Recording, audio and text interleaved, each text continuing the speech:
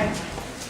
So first I'd like to say, thank you for being here, but could you please all check that your cell phones are on vibrate at least or turned off, like really get as much attention you can pay to this very important talk. Anyway, this is in response to the recent tragic event.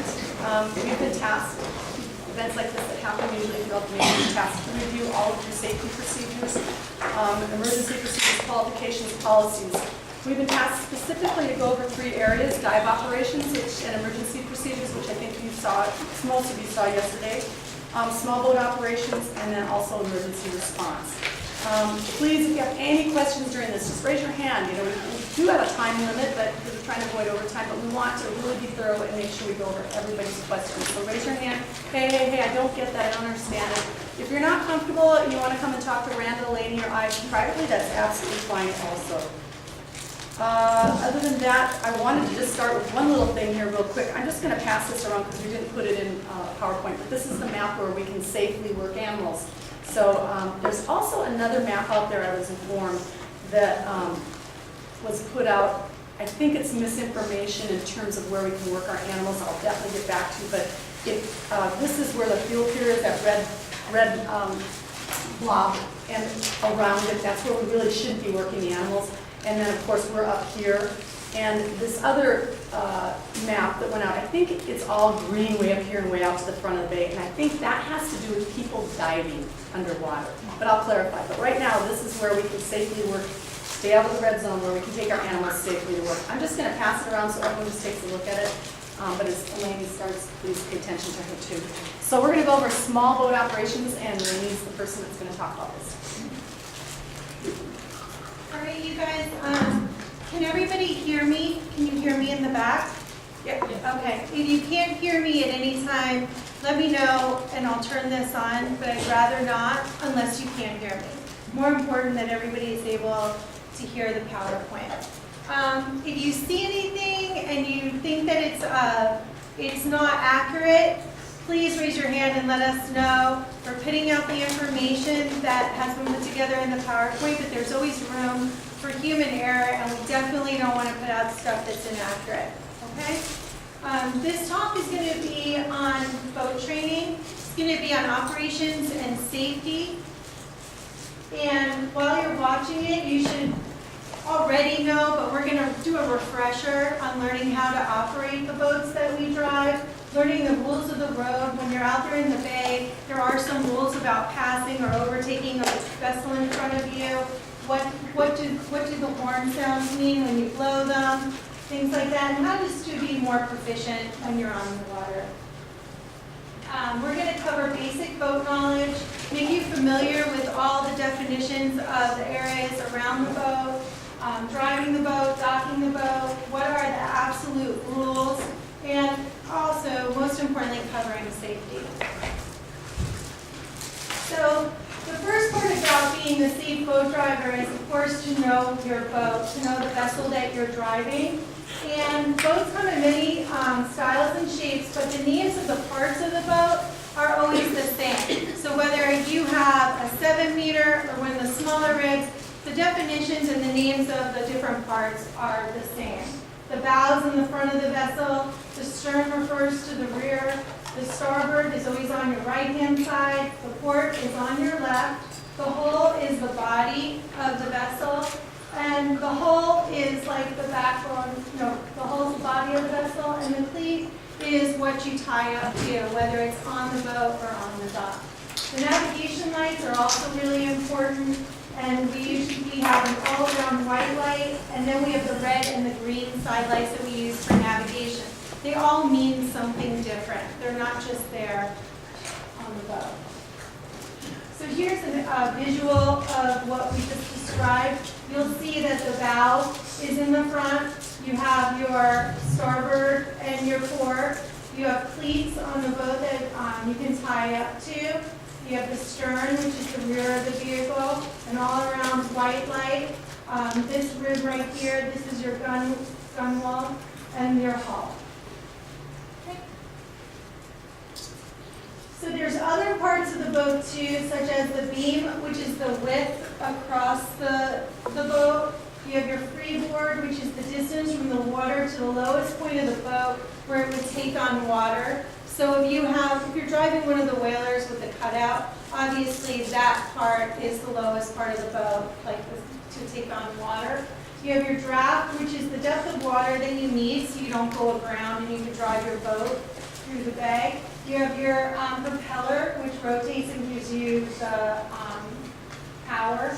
And then you have the keel, which is the backbone of the vessel that goes through the center. So here's a visual of that. You have your beam. You have your freeboard, what you need before you'll take on water. Your draft, which tells you how much depth you need to carry your vessel through. Your propeller, and your keel.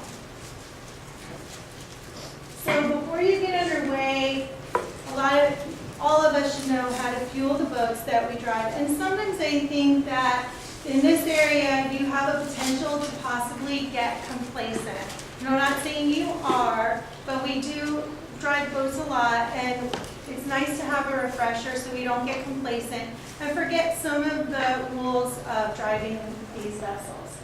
When you go out and you pull up to the fuel dock, make sure that you tie up the boat securely and properly, and ask everybody to get out of the boat. Don't try to fuel it with people in the boat. Make sure that you do that. I know that you guys would never let anybody smoke in the boat or on the fuel pier. And although we do get our boats checked when we pull them for maintenance, you should also be responsible for checking your fuel lines, your connections, and the vents, and make sure that everything's in good condition, especially if you're going to go out past Cabrillo and they're going to be going out. Turn off anything that might spark. Shut off the fuel valves and extinguish all flames. And you don't really have to worry about closing windows and ports and doors because our boats don't have those, but if you were driving a recreational vehicle or something outside of here, it's good to know that that's something that you should do. And if you have any portable fuel tanks, which many of our boats have, please don't fuel them in the boat. Pick it up and take it out and put it on the dock and fuel it there. And make sure that your fire extinguisher is within reach. And that's something that I don't know that everybody does. Be complacent, look and see where these articles are before you get going, because sometimes we think they're there, we know where they are, but if you take a look, somebody might have moved it. With all Navy boats, well, it's illegal to smoke, so please don't smoke while you're out on the boat. Finish up. So there's knots that you should be able to tie. I know that I'm probably the biggest offender. I'm not really good at tying knots, but I do practice a lot, and some of them I'm more familiar with than others. But if you're going out in the boats, you need to really focus on the ones that maybe you're not as comfortable with and start practicing them. The one that we use the most is the bow line, the bowline, and I would assume that most people in the room are really comfortable with the bowline. The way that I was taught the bowline is that, and I think it was by Dennis Regan, is it's like the rabbit comes up through the hole, looks around, and goes back down. And I never forgot that. So there's the bowline. If you are having problems with it, it's okay, but please go and ask somebody and get mentored so that you can do it properly. This is not that you're going to use a lot in your career with the program. Then there's the cleating hitch, which you would use when you're tying your boat up to the dock. And make sure that after you do tie your boat up, that you give it make it secured with the half hitch at the end. And there's the clove hitch, which we don't really use a lot, and it would help you if you're tying up to a piling. And the people that are very experienced and work with boats in this environment can even do it with one hand. Then you have your becket bend, which is one that I wasn't too familiar with before I looked at this PowerPoint. And it can be used when you're tying up and it's not a cleat, but it's rope. And if you aren't familiar with it, please go and practice. It's very useful when you're tying up two lines of different sizes. And it's relatively simple. You just go up and around and then back under. And you can even double it.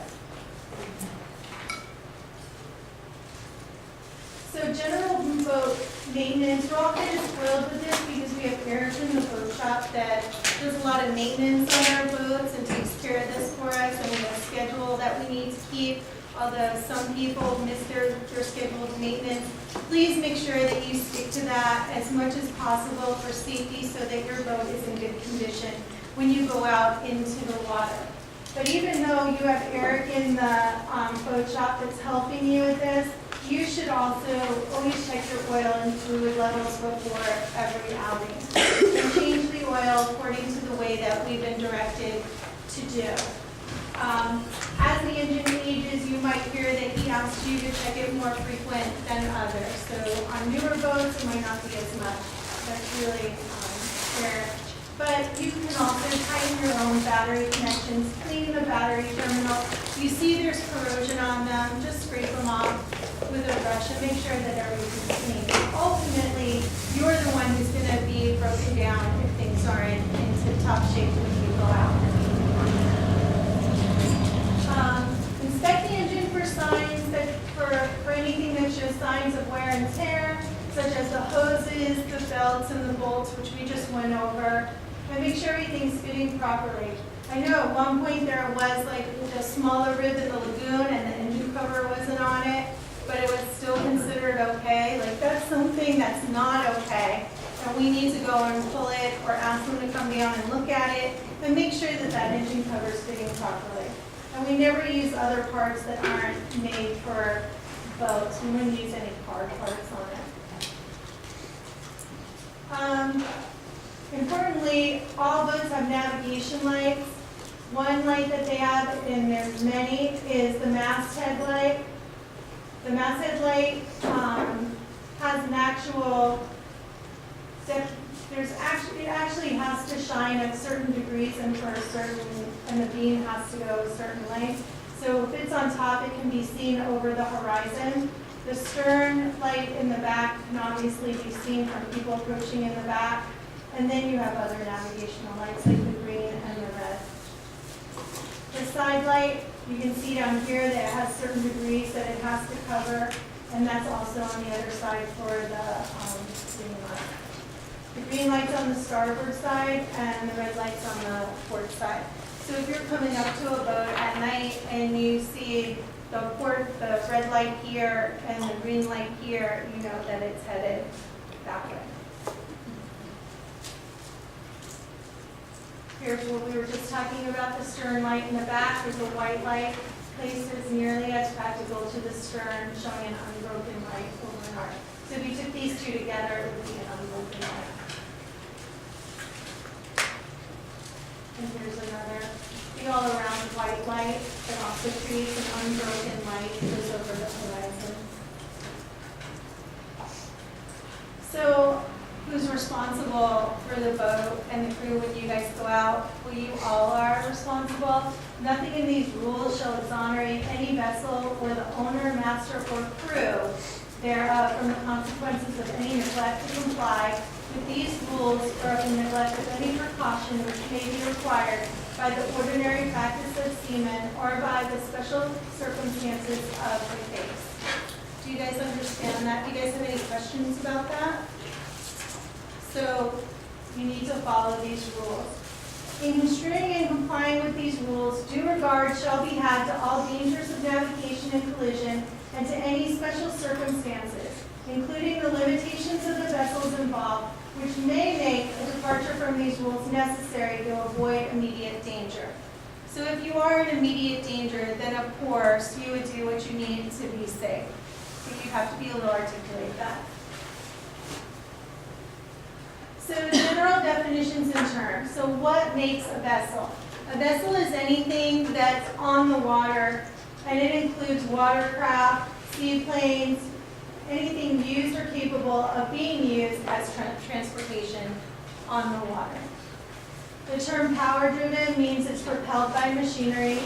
Sailing vessel means even if it has the ability to be propelled by machinery, it is not being used. A vessel engaged in fishing refers to nets, lines, trawls, anything fishing apparatus which would restrict the maneuverability. It's not necessarily a rod they were casting out. A fishing vessel is kind of restricted in how much they can move and alter as they're trolling and doing stuff. The term restricted visibility, which we're all pretty familiar with, means fog, mist, falling snow, heavy rainstorms, sandstorms, or anything that causes you to have restricted visibility. And a vessel restricted by a draft simply means a vessel that is restricted in maneuverability based on the depth of the water that they're in, right? And their load. They have to go a certain way. The general definition of terms. So these are really important, and if you haven't heard them before, that's okay, but pay close attention to this. A vessel not under command means a vessel which has exceptional circumstances, which makes it not being able to maneuver. Okay, so something's happened. A vessel restricted in her ability to maneuver is usually a work vessel that, deemed by the work that it's doing, is restricted in their ability to move. So although they all both may be restricted, one is according to their work. It's not exceptional circumstances. So some examples of that may be picking up navigational marks, submarine cables or pipelines, dredging, could be transferring persons, provisions, cargo, could be launching or recovering aircraft, mine clearance operations, or towing. So the action of giveaway and stand-on vessel, and this can be a little confusing, so we're going to have some diagrams as we go a little bit further. But just to introduce it to you guys, every vessel which is directed to keep out of the way of another vessel shall, so far as possible, take early and substantial action to keep well clear. That means when you're approaching a vessel or you see something that you need to veer off of, and you say, well, when is it that I'm supposed to? It's as soon as you realize that you should veer. There is no, you don't come up on it and do it at a certain time. It's as soon as possible when you see that there's a possibility that you're going to need to veer. Where one of two vessels is to keep out of the way, the other vessel shall keep her course and speed. Meaning when when one's to stay and one's to go out of the way, they don't both go at the same time. One vessel stays and the other is responsible for going out of the way. The latter vessel, however, take action to avoid collision by her maneuver alone. As soon as it becomes apparent to her that the vessel required to keep out of the way is not taking appropriate action. Which is more like common sense. Don't be a sitting duck. If you need to move, move. When from any cause the vessel required to keep her course and speed finds herself so close that collision cannot be avoided by the action of the giveaway vessel alone, she shall take such action as will best aid to avoid collision. So do what's the safest for your crew. A power-driven vessel which takes action in a crossing situation in accordance with subparagraph A, whatever, of this rule to avoid collision with another power-driven vessel shall, if the circumstances of the case admit, not alter course to port for a vessel on her own port side. Okay? So you won't alter your course to your port, which is your left, for a vessel on her own port side. This rule does not relieve the giveaway vessel of her obligation to keep out of the way.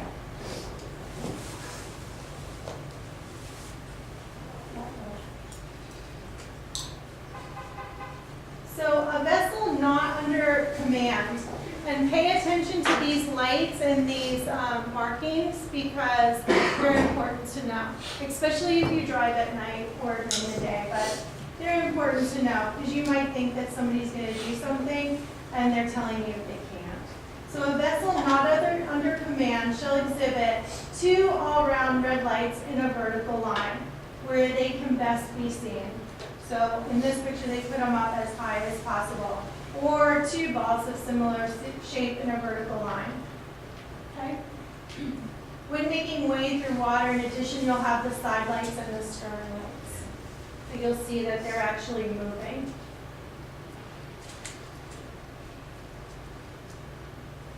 A vessel restricted in her ability to maneuver, and remember, those are vessels that are working. There's nothing exceptional happen there. They're working, they're restricted. Except a vessel engaged in mine clearance and operation shall exhibit 3 all-around lights. So when you see that a vessel is restricted in her ability to maneuver, you're going to see 2 red lights, one on the top and one on the bottom, and a white light in the middle. Or you're going to see a solid ball at the top, on the bottom, and a diamond in the middle. When they're making their way through the water, they're also going to have their mast headlights on, and their navigational lights on the side, and their stern light in the back. And when at anchor, there are additional lights and shapes, which I'm going to show you in a moment. So a vessel engaged in, let's say they're dredging, right, which we have out here. So I would say that right now, this is important to know. We've seen this out in the bay. They're going to exhibit the restricted ability, which is right here, but also they'll have additional lights, like 2 red on one side and 2 green on the other. That means that you can pass this way, right? Don't pass that way, pass that way. And then when they're at anchor, there'll be additional, but I'll show you that in a moment. So something that we use is when vessels are engaged in dredging or underwater operations.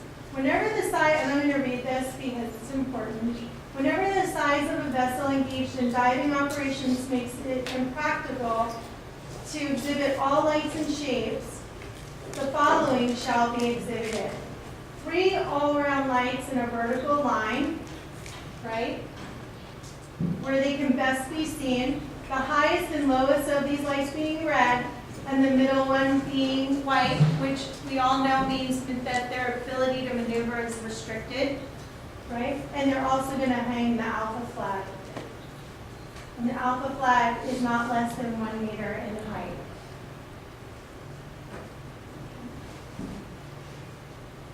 The most privileged of all lights that you might see, or symbols when you're out on the water, are vessels constrained by their drought.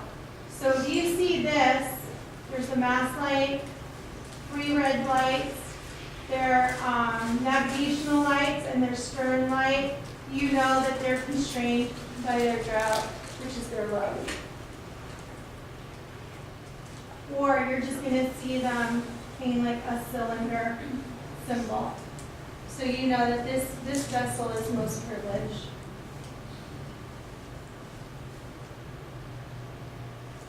So a vessel at anchor is an all-around white light or 1 ball, like right there, and at or near the stern, a lower light than the all-around and the lower light. So the lights before were up higher, this one's lower. And a vessel of less than 50 meters in length may exhibit an all-around white light, which it can be best seen instead of lights prescribed in this rule. So a vessel aground goes back to the most privileged vessel, which is the 3 red lights, or 3 round black circles, and then the navigational lights and the stern light. So this vessel, when you see this, it can be the drought or their ground. So every vessel shall at all times maintain a proper lookout by sight and hearing, as well as by all available means appropriate in the prevailing circumstances and conditions, so as to make a full appraisal of the situation and of the risk of collision. So basically, everybody who's on the vessel is responsible for looking out and assuring that there isn't anything coming up and that you're safe. Right? You should always have a lookout, and you're looking vigilantly for boating traffic or any obstacles that can come up on you when you're out at sea or you're going through the bay. And we all know that sometimes when we're up at that, at the front driving, trying to look over the wheel and stuff, our view is sometimes altered, so other crew members should be looking out for you also. So safe speed. Every vessel shall at all times proceed at a safe speed so that she can take proper and effective action to avoid collision, just like when you're driving your car. You shouldn't be driving so fast that you can't respond if you need to stop or you need to veer, or if you're in boat traffic that's too busy, you shouldn't be driving quickly through smaller areas. Your speed should be determined by how easily you can see, how many vessels are in the water, is it like densely populated that area, or is it open ocean, the manageability of the vessel. If you're at night, background lights such as shore lights, like can you see where you're going? Or should you go slowly so that you can get a good look around? What's the sea state? And how deep is the water you're in? Do you have to be careful about your vessel going aground? Are you in the right depth of water to be driving the vessel that you're in? There's certain sounds that you can make when you need to let somebody know what you're doing with your horn. One short blast, and this is very important, one short blast would be letting other vessels know that you intend to go to your starboard, which is your right. 2 short blasts are you're saying you're going to go to your port, which is your left. 3 is you're going to back up. And 5 or more means I don't know what you're doing, danger.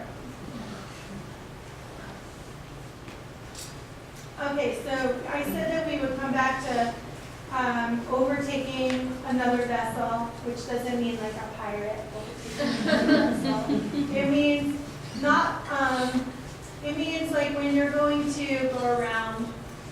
So a vessel shall be deemed to be overtaking when coming up with another vessel from a direction more than 22.5 degrees abaft, which is from behind her beam, that is. In such a position with reference to the vessel she is overtaking. So you're coming up from behind.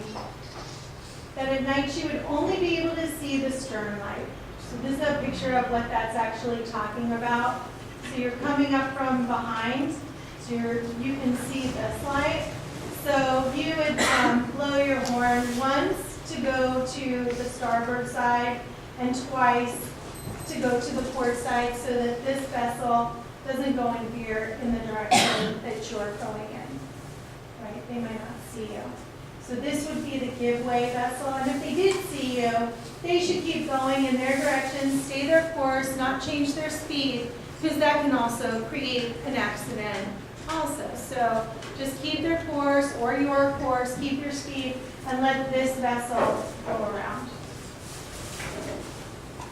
Unless otherwise agreed, when 2 power-driven vessels are meeting on a reciprocal or nearly reciprocal course, so as to involve risk of collision, each shall alter her course to the starboard, so that each shall pass on the port side of the other. And here's a visual for what that actually means. So it's right here. If you were to do that, passing port to port, right? So you're not going to go, you're just going to keep going. Or alter yourself so that you could do it. That's how it looks like. When 2 power-driven vessels are crossing so as to involve risk of collision, the vessel which has the other on her own starboard shall keep out of the way. And so that means you have 2 vessels, they're coming like this. Who should make a move? And who should just keep their course and their speed? Well, it's whoever has the vessels on their starboard. And that looks like that. So that vessel is going to keep their course and their speed, and this vessel is going to give way so that they're not both turning at the same time. Here are some distress signals. I'm going to give you a moment to look at them and make sure you're familiar with them. I think they all are pretty much, we know them all, especially waving of arms. I don't know that I would go to the boat that was doing that. Okay, I'll call somebody. And so you should know, the foghorn continuously sounding, red star shells, obviously a boat's on fire. All of these are distress signals. So navigation and buoys. So any device that you have on your boat that's there to determine your position, a safe course, or warn of dangers and obstructions is an aid to navigation. A buoy is anything unmanned floating aid to navigate more to the seabed. Sometimes they're lighted and sometimes they're not. Here's some pictures of U.S. marking systems of our buoys. So starboard lateral marks over here, and some characteristics of them are that they're red, they're triangle and nuns, right? They're even numbers, and when they do have a light on them, that light is red. So the port lateral markings, right, like when we go to buoy 5, or that is, they're green, they're squares and cans, they're odd numbers, and if they do have a light, it's going to be green. So before you go out and you unsecure your boat and you're getting ready to go out to sea, the one thing that you should do is, or you need to do, is check your weather. Right? We all know that weather can change in a moment, and it can put you in a dangerous situation. You might have done everything else in this PowerPoint that you're supposed to do, but if you didn't check your weather, and you might put you and your crew in a dangerous situation. There can be calm seas, different situations, but suddenly we've all seen clouds come in or fog come in, and that's not good. Sometimes just checking the weather could have alerted you to a possible problem, made you change your mind about going out that day. So before setting out, pay close attention to the TV, weathercast. You're up in the morning, listen to the weather, know a weather radio, and any small boat advisories, a small craft advisory. They're observed or forecast winds of 18 to 33 knots. Small craft advisories may also be issued for hazardous sea conditions or lower wind speeds that may affect small craft operations. They can be issued up to 12 hours ahead of conditions. So that could be really helpful. I know that Jay and I have always looked at the weather to see what it was going to be like the next day when we were planning our work for the following day. So we weren't surprised. If you guys have any questions, you can come to me and I'll give you this website if you don't have something to write it down with right now. Or you can come and find myself, or obviously anybody who works here, one of the biotechs or the supervisors, and we'll try to answer your questions. If I don't have the answer, I'll find somebody who does. Do you guys have any questions? Okay, I'm gonna go, yes? When you're talking about these markers for boats during the day that are the circles and ovals and all that, what does that really look like? Is it a buoy kind of thing? Is it I think that it was referring to like a flag, but I've never seen one, to be honest. Have you seen one, Scott? they're usually solid spheres? So, Yeah. all right, so shape. Thanks. Anything else? The DAG flags and the alpha flag and the red and white flag that we have on our boat, they're definitely not a meter tall. Like we have little flimsy like plastic ones. Mhm. So is that something? I would go and talk to Doug and see if he can get the proper flag for us. Anything? Yeah, just if we see like another vessel in distress, we're not allowed to assist, right? Is that, all right, that's, because I've had, like recently I had 2 people randomly flag me down, like, help me, can you tell me? And I'm like, I'm sorry, I can't say. Yeah, I didn't know if we. You don't have approval to use those boats to assist anybody. I can imagine if there was a drowning occurring and you reached out and saved someone's lives, and everyone would understand. But someone's boat is sinking and everyone looks like they're okay. We are not supposed to use those boats to go in and help anybody. Okay. That's what I thought I saw. Yeah. One thing that I've done is we actually came across a situation like that like 3 weeks ago, I think, or a little bit more. It was, I think, Shannon. Yeah, and what we did is we called Mark and asked permission, and then he gave us permission to assist. And we towed them to safety. But we didn't tie up to them before we got approval. Anything else? Okay, I have some really fun test questions. But I'll let you guys can raise your hand or yell them out if you know the answers. So I'm going to show you these signs. And so which one do you think is like restricted ability to maneuver? It is. So which one do you think is for dredging? Anyone? What is that? So this would be the dredging. So it's restricted maneuver. They can't maneuver very well, but you can pass on that side, but not that side, right? So really look at that one and know that one because we've seen them out there dredging, okay? Which one, there's two of them in here which are most privileged. Perfect. That would be B and E. And which one, I kept saying we're going to come to it. Can you spot the one that's for anchored? D. Okay. Thank you. Do you guys have any other questions? Okay. Thank you.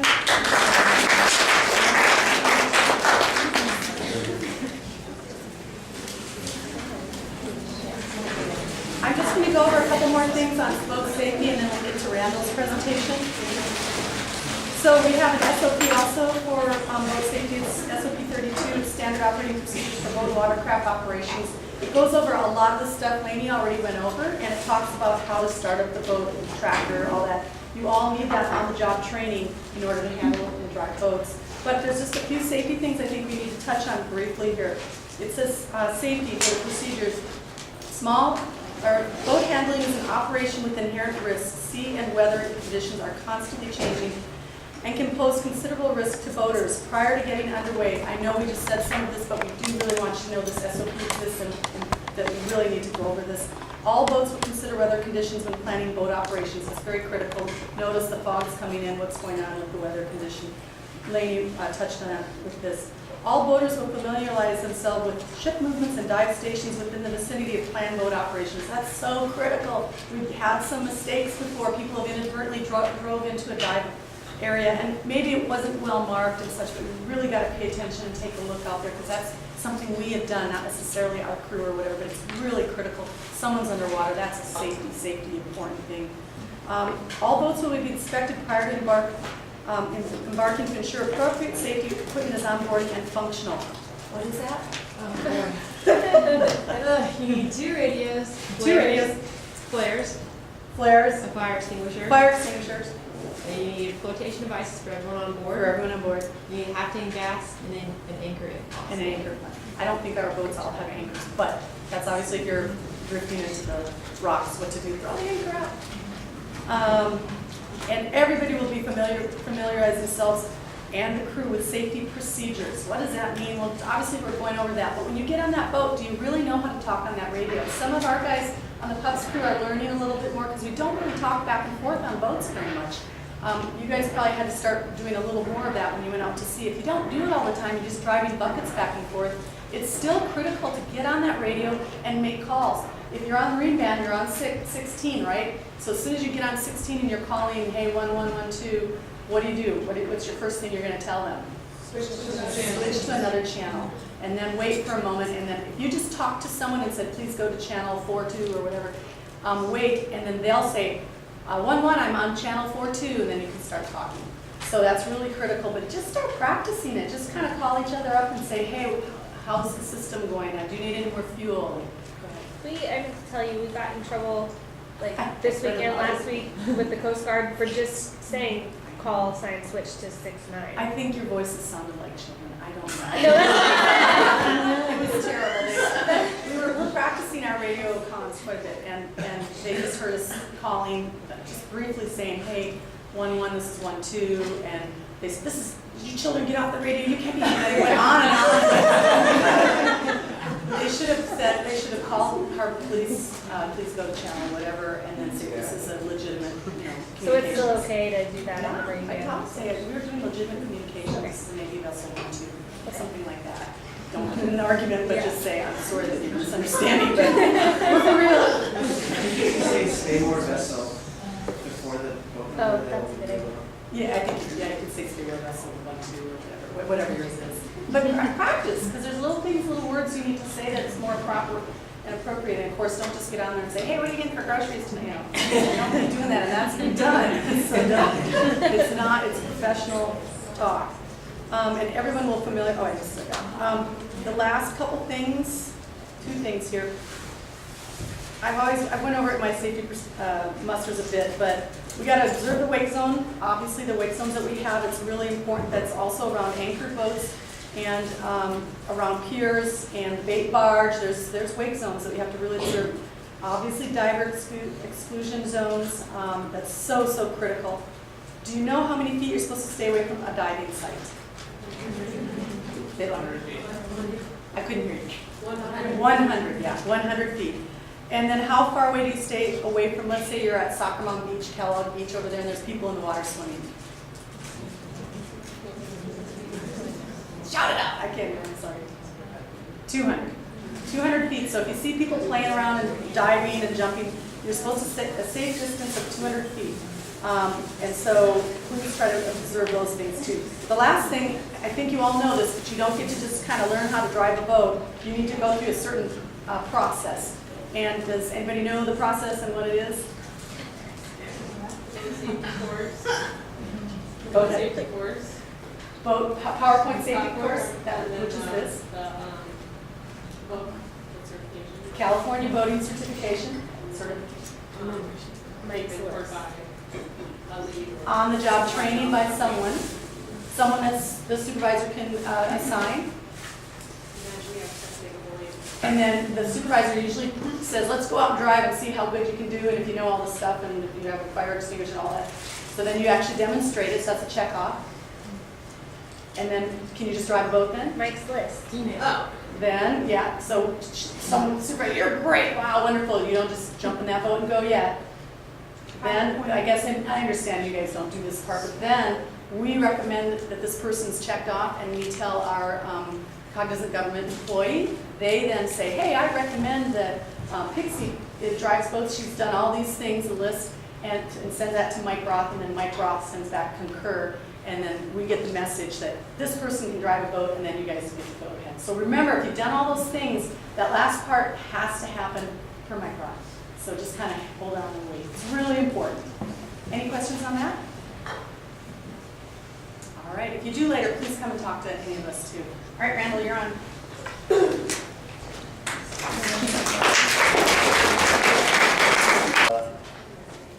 Six of them. We got procedure for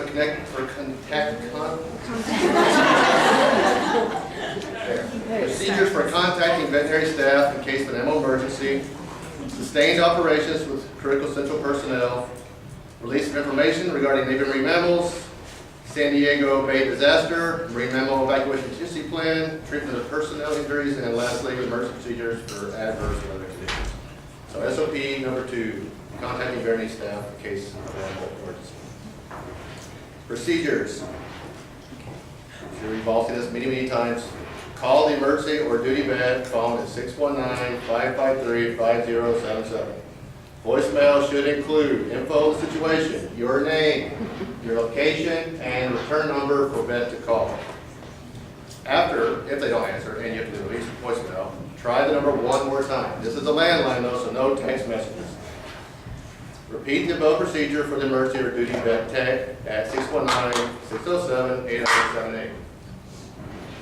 Now wait for the animal until the vet staff arrives. If possible, safely stabilize the animal to prevent further injury. This can be, you can begin to stage emergency equipment such as boat hooks, ropes, knife.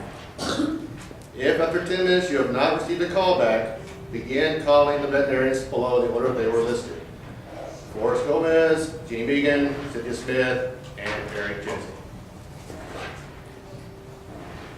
All right. Question number 1. Don't blurt it out, raise your hand. The question that's always comes up in these things. What is the phone number for the emergency duty veterinarian? Courtney. 553-57. 50 what? Like 55, 77. All right.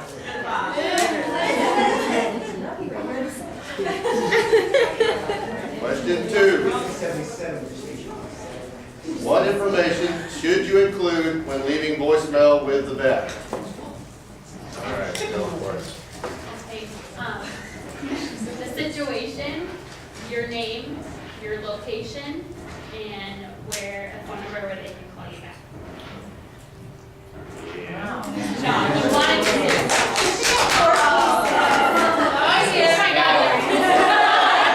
Small bag here. All right. All right. All right.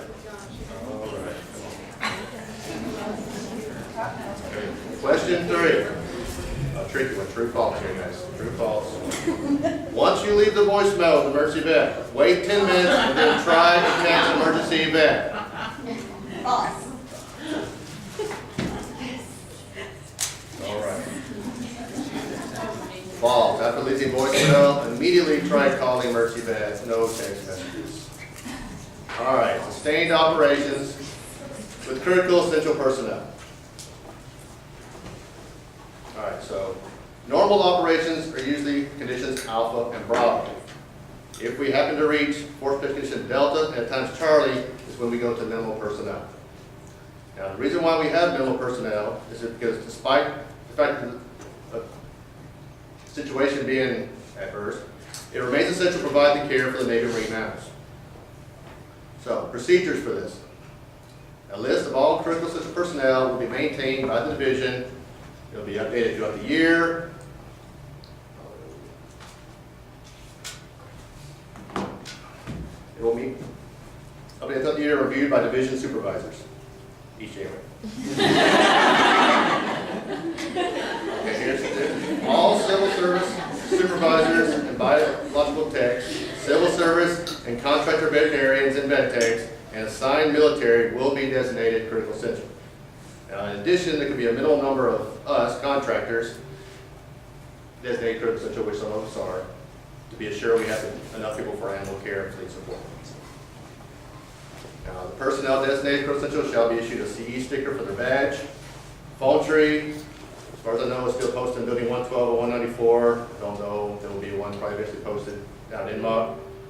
It is maintained by the division assistant. Civil service and contract supervisors and team leads are responsible for providing updates to this assistant, and all of us are responsible for providing updated contact info to your supervisors. Now, when is this declared? How is it declared? If it's during business hours, that's one thing I didn't put on here. In the past, the meeting spot was the big tree. Well, now they're at INMOC. I talked to Mark Beeler. Eventually, it would be the tent where we're going to have Dolphin Club meetings and stuff like that down there. If this happens soon, if we don't have the tent, it would be the big soccer field. So during business hours, the declaration of access to critical essential is announced in association with emergency evacuation procedures. This will be done through voicemails, email lists, and banners on the SSE website homepage. Now, after business hours, the CDO will notify the department division heads and possibly the duty vet and duty vet tech via phone or email. If one of us becomes aware of potential change in status through like radio or TV, there is a phone number we can call to determine whether or not we can even get on base. Now, the division head will initiate notification of the Bioscience Division CE phone tree by calling division supervisors or techs via the animal update. The notification process continued by division supervisors and members of this animal update mailing list. Now, operations. Critical essential personnel will report to work at 0700 on the first day of operations under restricted access. CE personnel unable to report must notify the supervisor. Once we've reported, there will be a revised duty schedule that will be set for the week to possibly further minimize the number of people that have to be here. And to come off, to rescind access, the same procedures will be followed as we return to normal operations. So, all right, question 1. What force protection conditions signify activation of minimal personnel? Hands. Stanley. Charlie Bill. Delta and at times Charlie. Who is guaranteed a spot? Not guaranteed, the key word here. Guaranteed a spot on the critical essential list.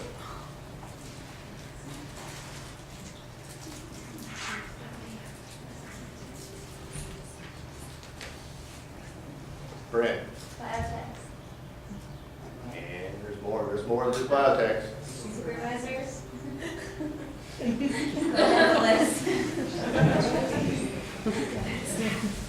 That's that. There you go. All right, I'll give you that one. No one else raise their hand. So basically, all civil service supervisors and biological techs, civil service and contractor veterinarians and vet technicians and assigned military. Now, there are some of us are on the list too, but these are the ones who we definitely guarantee as well. All right, question 3. What is the starting time for work on the first day of minimal staff?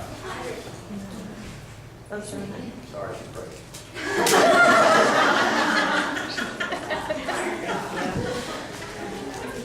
All right. Release of information regarding Navy and Marine mammals, SOP 29. The Navy Marine Mammal Program has a public affairs program. Now, in the mid-1990s, the majority of the MMP info was downgraded to unclassified. Now, this switched from a reactive approach to more of a proactive approach. Disclosure of basic information about the Navy's Marine Mammal Program, such as history, benefits, specialized capabilities, is permitted, but tactic and performance parameters remain protected. Procedures. So the release of info concerning Navy MMP will be by the SSC Pacific Public Affairs Officer, and then all this other stuff, coordinators, necessary, chief, and all data that reflects tactics, performance goals, actual performance characteristics, and performance reliability is classified. Question 1, true or false? Most of the Navy's Marine Mammal Program info was downgraded to unclassified status in the early 2000s. False. What's the answer though? Early 90s. False, mid-1990s. All right. Indigo Bay disaster, marine mammal evacuation contingency plan.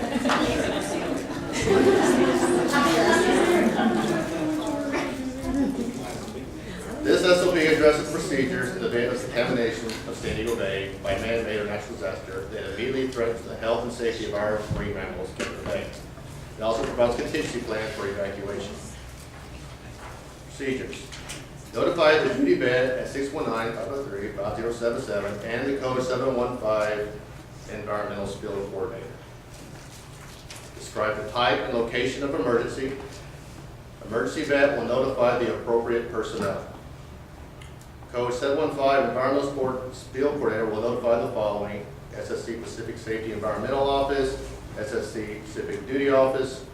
If environmental spill is involved, the Code 715 environmental spill coordinator will notify additional agencies as needed. Now, upon assessment of the situation, the senior scientist for animal care and the head bioscience division will determine appropriate action to safeguard the animals. Localized containment of problem, oil spill using oil booms, water washing hoses, boat outboard engines. Now, we've all done this. We've all turned our boats on and turned our props and tried to keep the oil away from us. It's also good to remember that dolphins and sea lions are not especially sensitive to oil. Now, we have an immediate evacuation. This is possible. We could possibly have immediate evacuation by transporting to open water. Animals transported by division boats to an uncontaminated open water location outside the bay and released. Trainer personnel will remain in an area to care for animals. Calves and other animals may be placed in closer schools. I don't know if this has ever happened as it drew me. No. The Marine Mammal Contingency Plan.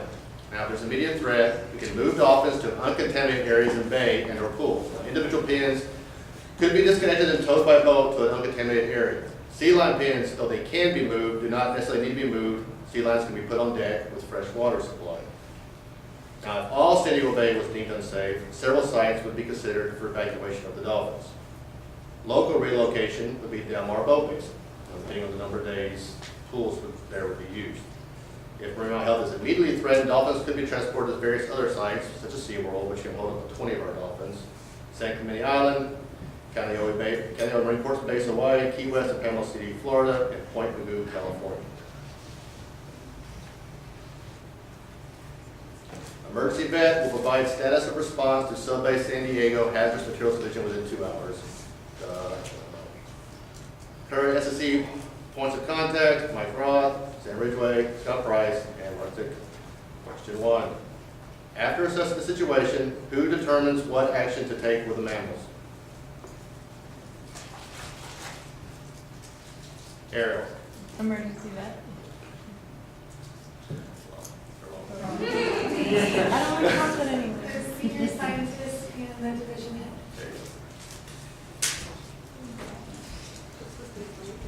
What are some possible solutions to safeguard the mammals if there exists an immediate threat to their safety? The booms and John Andrews, doesn't That's one. Anybody else got any other ones? I'll split it. Sorry. Turning on hoses, spraying the water. Anyone, this includes the whole talk, I mean, not just the, Transport in the middle of the water. there you go. Yeah, let's keep that right up there. Move dolphins to contaminated areas of bay or pools. Individual pins could be disconnected from by boats in contaminated areas. There are also several sites that can be used for relocation. Which brings up question 3, what are these possible sites where animals could be relocated to? Okay, Linda. Key West. Keep going. Sites. Oh, sites. Y'all can work together. Denver, Boat Basin, SeaWorld, Hawaii.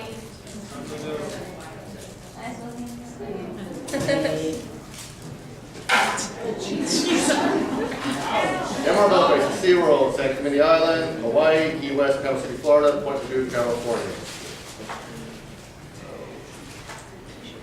Treatment of personnel injuries. Procedures. Apply first aid and call 911 or direct others to call if injury is severe. Notify supervisor or administrative staff immediately. Contractors adhere to their company's policies. Go to see a physician for medical treatment. Ensure the medical attention you receive is documented and signed by the attending physician. Complete the accident report documentation and turn it to your supervisor. Follow up on your injury as recommended by the attending physician. Additional emergency numbers. Harbor. This is all the whiteboard down in Mock also, guys. So Harbor Police Bridge, Harbor Police Water, and in-mock security. Now this is the G2 and Foundation accident procedures. Contact your supervisor and your on-site GOT POC, Ursula, immediately and record the details on the G2 accident form for transfer later to any other required forms. Now these accident packages are located in Building 606, right next to Ursula's desk. I checked, that's where they are. There's one packet for G2 and there's also a separate one for Foundation employees. Now, employees need to submit a claim form to your POC. G2 is like Ursula, Nancy Noble, Pete Keys, within 1 working day. And Foundation, I believe, could also be Ursula and or Mike Montesano. Now, if one needs to go to the doctor, G2 goes to the occupational doctor at Sharp, Reed, Staley, and on 301st Street. Foundation goes to UCSD, Center for Occupational and Environmental Medicine. Both facilities will call the POCs to verify your employment. Complete forms and provide follow-up forms to G2 and Foundation POCs. Question 1. After applying first aid and calling 911, who should be notified next? Leah. Yes. Oh, shoot. Where are the accident forms located? There you go.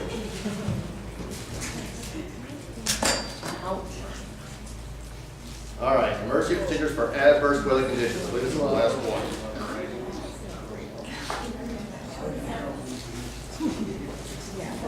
procedures for responding to adverse weather conditions that threaten the integrity of the marine mammal enclosures and support structures. Now, safety, always have a minimum of 2 persons on site. If adverse weather conditions exist which threaten marine mammal enclosures, notify Scott Price, contract facilities, and emergency vet. If immediate attention is required, utilize the hardware in the emergency response stop boxes. Emergency repairs or actions include the following. Use cargo straps, nylon line or chain, come-alongs to tie pins together, secure pins to walkways and restrain floating debris. You can use a length of chain to encircle guideposts or pilings in the event of damaged rollers. Beaching or gating an animal out of a damaged pin. Moving bins, pins, floats, or boats to safe moorings. Cutting away nets from damaged pins. Now, in these cases, you will obtain facility support, Northwind, assistance to perform following repairs. Using buffalo bags to replace footway pin floats. So the black floats underneath our pins, if they come loose, they can put a bag underneath there, fill it up the air. Inserting tires between structures. Using mobile crane to pull broken up pins. And using mobile crane to pull and stack boats on tires, pallets, or trailers. All right, question 1. In adverse weather conditions, what is the minimum number of people required to be on the pins together? Jefferson. 2.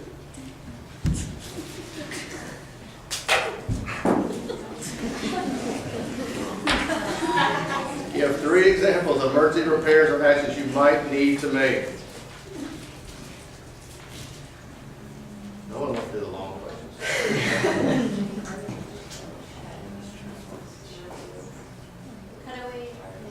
Cutaway nets, chain, the pilings with like broken rollers or use cargo straps. There you go.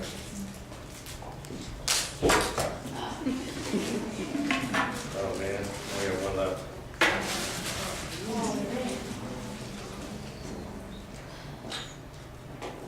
Question 3. Who should be notified if adverse weather conditions exist that threaten marine mammal enclosures?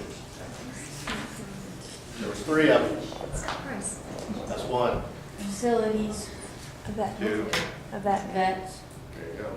Scott Price, contract facilities, and emergency vet. You got chocolate yet? I did. You did? I only have 1 left to say. Okay, fair enough.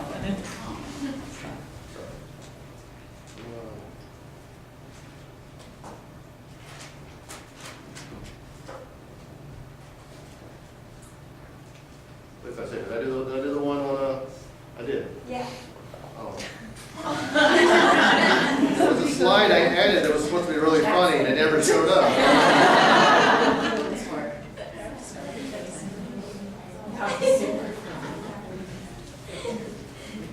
Oh, it was really good too. Oh, here it is. How to skip this? Oh. You did do great.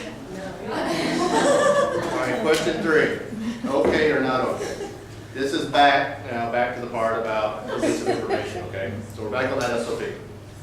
Facebook post. I had the greatest day swimming with Chopper and Hopper. I'm so lucky to work with such wonderful dolphins. See my attached video. Not okay. It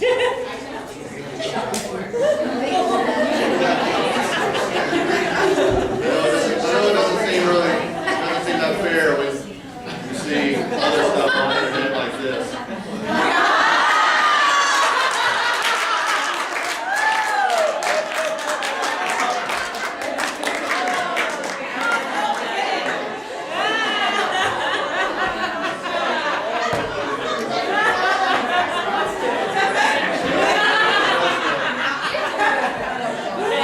That isn't his first time.